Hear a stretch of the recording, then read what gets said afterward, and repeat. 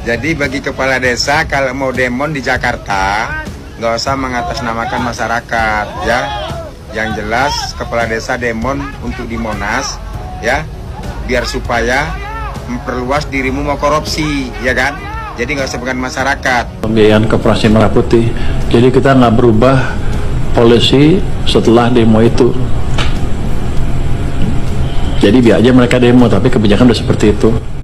Kalian tahu nggak bro, sekarang ini banyak sekali kepala desa di seluruh Indonesia sedang panas dingin nih. Bukan karena cuaca, bukan karena gagal panen, tapi karena satu kata yang bikin mereka gelisah. Audit. Ya, Menteri Purbaya berencana melakukan audit besar-besaran dana desa. Setelah bertahun-tahun, laporan warga menumpuk banget bro. Laporannya itu hampir sama di mana-mana. Jalan desa rusak dan tak kunjung dibangun. Proyek mangkrak padahal dana desa sudah cair. Balai desa pun setengah jadi. Proyek cuma papan nama. Bahkan ada yang ya sama sekali tidak dikerjakan bro. Kan anjir banget tuh. Padahal satu hal yang tak bisa dibantah, dana desa selalu cair setiap tahun. Pertanyaannya sederhana bro, dan sangat masuk akal. Uangnya kemana? Ayo, kemana nih uangnya? Panas dingin nih sekarang kepala desa. Alih-alih tenang dan siap diperiksa, ribuan kepala desa justru turun ke jalan, demo besar-besaran, teriak-teriak, marah-marah gak jelas, menuntut agar Menteri Purbaya dipecat oleh Presiden Prabowo. Lah, ada apa nih? Padahal Menteri Purbaya itu sangat dicintai oleh masyarakat bro, daripada Menteri Sri Mulyani sebelumnya yang lebih pro kepada para pejabat. Bahkan Menteri Keuangan Sri Mulyani itu ya dikatakan sebagai anak kesayangannya para pejabat. Katanya kepala desa sih, aturan Menteri Purbaya itu menyulitkan mereka. Katanya tidak pro rakyat lah, katanya menghambat pembangunan lah. Tapi rakyat di desa justru bertanya balik, kalau pengelolaan dana bersih, kenapa mereka pada takut diaudit? Kalau uang itu dipakai dengan benar, kenapa reaksinya seperti kebakaran jenggot? Pakai acara demo segala anjir. Masalahnya mulai jelas bro, ketika Menteri Purbaya mengeluarkan aturan baru, dana desa tahap kedua tidak otomatis cair. Ada syaratnya nih yang harus dipenuhi. Laporan tahap pertama harus jelas. Proyek harus benar-benar ada di lapangan, bukan hanya rapi di kertas.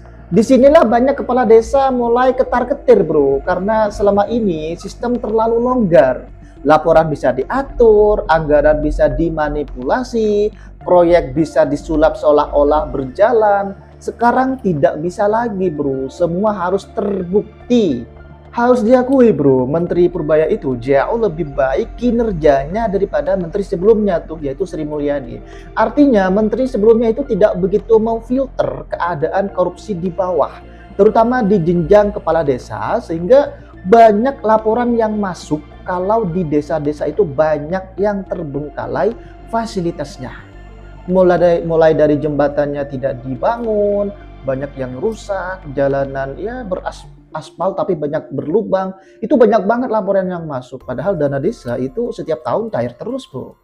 Kenapa mereka ngotot dana desa harus segera cair? Jawabannya pahit tapi nyata. Banyak dana desa yang sudah terlanjur dipakai kemana-mana nih oleh para Pak Kades.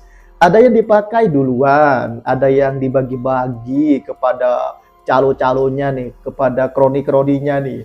Ada yang masuk kepentingan pribadi, bahkan ada yang tidak ada wujudnya sama sekali anjir. Kalau dana tahap kedua tidak cair, lubang keuangan akan kelihatan nih. Kesalahan lama akan terbuka, audit akan menemukan jejaknya. Itulah kenapa audit jadi momok yang sangat menakutkan bagi seluruh kepala desa di Indonesia. Ini bukan tuduhan kosong bro, faktanya dalam beberapa tahun terakhir banyak kepala desa ditangkap karena korupsi dana desa. Ada yang tertangkap OTT oleh KPK, ada yang divonis penjara karena proyek fiktif, anggaran siluman, dan bangunan mangkrak. Modusnya hampir selalu sama. Jalan dianggarkan miliaran tapi kualitasnya asal-asalan. Bangunan desa cuma pondasi lalu ditinggal, dana habis, rakyat tidak dapat apa-apa. Yang jadi korban selalu sama, rakyat desa sendiri. Bahkan ada jalan aspalannya yang dikerjakan asal-asalan bro. Yang penting jadi. terus didokumentasi, habis itu selesai. Dapat 3 bulan, kena hujan langsung hancur lagi tuh aspalnya. Ada juga yang membandingkan dengan Menteri Keuangan sebelumnya nih bro. Katanya dulu dana desa itu lancar, bantuan jor-joran, tidak ribet. Itu benar, tapi konteksnya berbeda bro. Saat itu negara sedang krisis ya, pemulihan ekonomi dikejar cepat. Pengawasan dibuat longgar demi kecepatan. Sekarang situasinya berubah. Terlalu banyak uang negara yang bocor nih, terutama di pelosok-pelosok negeri, terutama di desa-desa. Terlalu banyak laporan rakyat yang diabaikan bro. Menteri Purbaya memilih jalan berbeda nih. Lebih ketat, lebih tegas, dan tidak sembarangan mencairkan uang negara bro. Bukan karena benci desa nih enggak, tapi karena uang negara bukan uang pribadi. Bahkan menurut laporan di pusat, anggaran desa yang bocor itu sekitar 163 triliun dibagikan kepada desa setiap tahunnya bro. Tapi banyak warga di pelosok-pelosok mengeluhkan desanya nggak maju-maju. Ini artinya ada tata kelola yang salah dari perangkat desa. Padahal negara sudah memberikan dana besar-besaran ya kepada desa. 2 miliar per tahun loh, itu besar banget bro. Ingat ya, audit bukan musuh rakyat. Audit bukan musuh desa. Audit hanya musuh satu kelompok, yaitu mereka yang bermain-main dengan uang negara, uang rakyat. Kepala desa yang jujur seharusnya senang bro, karena audit justru melindungi mereka dan membersihkan nama mereka. Tapi bagi yang tidak jujur nih, audit adalah mimpi buruk. Ya, itulah kenapa reaksi mereka berlebihan, marah dan menyerang balik Menteri Purbaya. Malah disuruh pecat tuh ke Pak Prabowo. Gila memang. Nah, dana desa itu bukan milik kepala desa ya, bukan milik elit dan bukan alat politik. Dana desa adalah uang rakyat untuk rakyat. Jadi kalau ada yang takut diaudit, rakyat wajib curiga dan bertanya, apa yang sedang disembunyikan?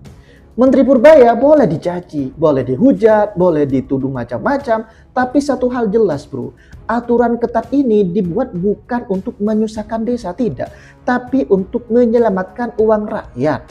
Sekarang tinggal satu pertanyaan penting, mau bela rakyat atau terus membela kelompoknya mereka sendiri nih? Nah ini menjadi pertanyaan besar ya. Kenapa ya bro, kepala desa itu kok pada kebakaran jenggot setelah mendengar Menteri Keuangan Purbaya akan mengaudit besar-besaran kepala desa di seluruh Indonesia nih? Kenapa mereka pada takut ya? Coba deh bro, tulis komentar kalian di bawah ini.